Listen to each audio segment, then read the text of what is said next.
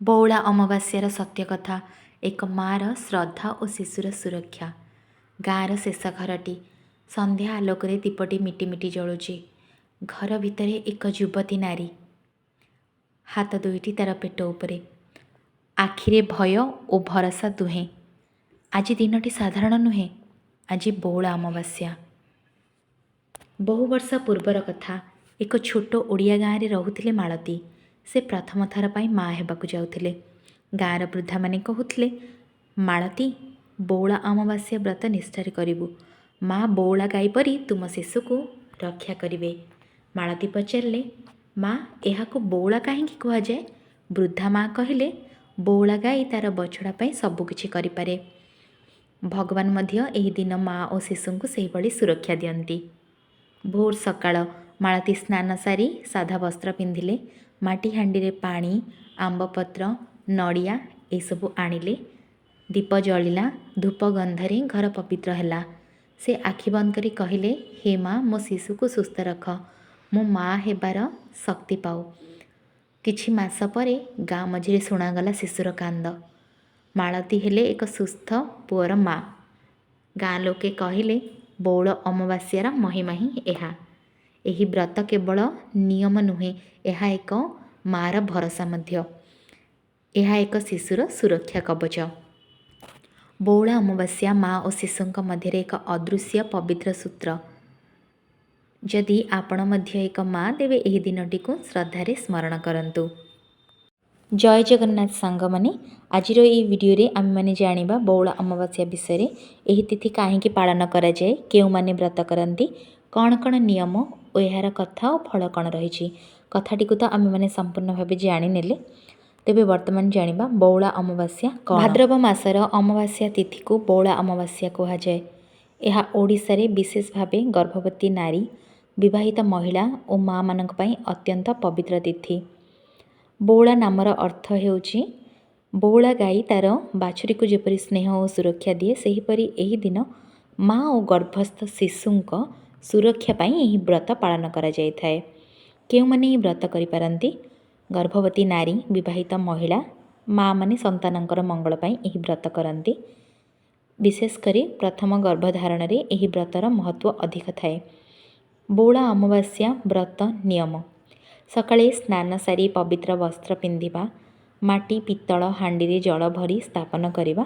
ହାଣ୍ଡି ଉପରେ ଆମ୍ବପତ୍ର, ନଡ଼ିଆ ରଖିବା। ଧୂପ, ଦୀପ, ଫୁଲ ଦେଇ ପୂଜା କରିବା। ଫଳ, ଛେନା, କ୍ଷୀରି, ଚୁଡ଼ା ଭୋଗ ମଧ୍ୟ ଆପଣମାନେ ଲଗାଇ ପାରିବେ। ଦିନସାରା ସାତ୍ତ୍ୱିକ ଆହାର ବା ଉପବାସ ରହିବେ।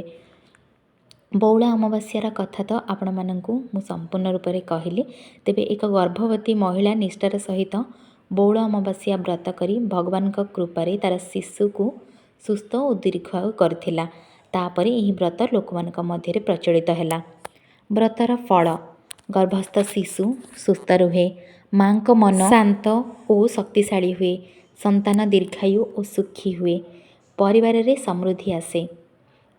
ସେଇଦିନ କ'ଣ କ'ଣ କରିବା ଉଚିତ ନୁହେଁ, ଯେପରିକି ଝଗଡ଼ା, ରାଗିବା, ଅସତ୍ୟ କଥା କହିବା, ମାଂସ, ମଦ୍ୟ ଭୋଜନ, ପରକୁ ନିନ୍ଦା ଅପବାଦ ଦେବା, ଏସବୁ କରିବା ଉଚିତ ନୁହେଁ।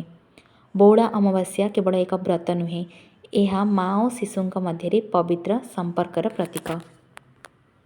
ମା'ର ଏକ ପ୍ରାର୍ଥନା ଶିଶୁର ଜୀବନକୁ ମଧ୍ୟ ବଦଳାଇ ଦେଇଥାଏ। ଅମାବାସ୍ୟା ହେଲେ ବି ଏହା ଅତ୍ୟନ୍ତ ଶୁଭ।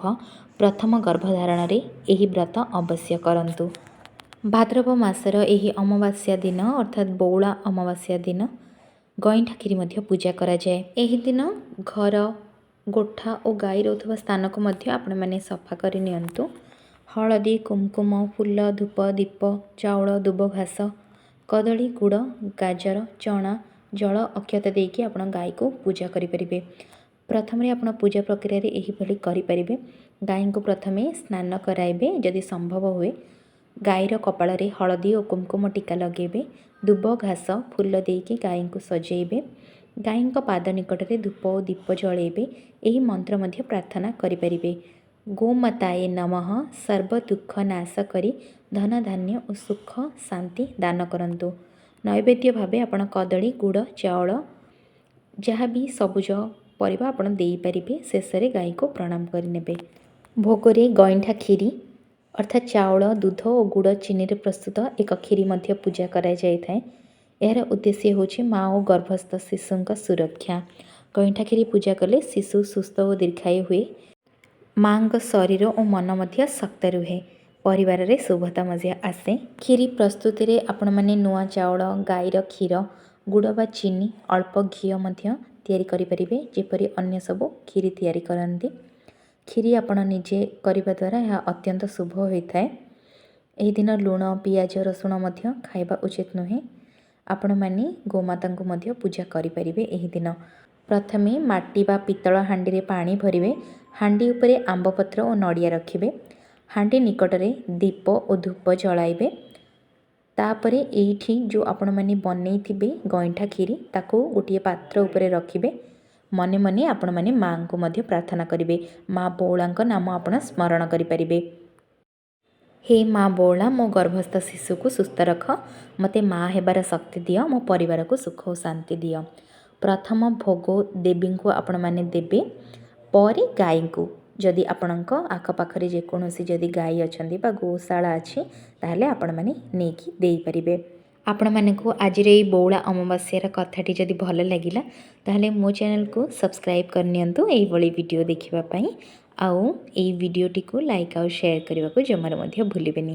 ଆପଣମାନେ ଏହିପରି ଚ୍ୟାନେଲରେ ନୂଆ ନୂଆ ଭିଡ଼ିଓ ଗୁଡ଼ିକ ଦେଖିବା ପାଇଁ ଚ୍ୟାନେଲର ବେଲ୍ ଆଇକନ୍କୁ ପ୍ରେସ୍ କରିକି ଅଲ୍ ନୋଟିଫିକେସନ୍କୁ କ୍ଲିକ୍ କରିନିଅନ୍ତୁ। ଆପଣମାନଙ୍କ ପାଖରେ ମୋର ସବୁ ଭିଡ଼ିଓର ନୋଟିଫିକେସନ୍ ପହଞ୍ଚିଯିବ।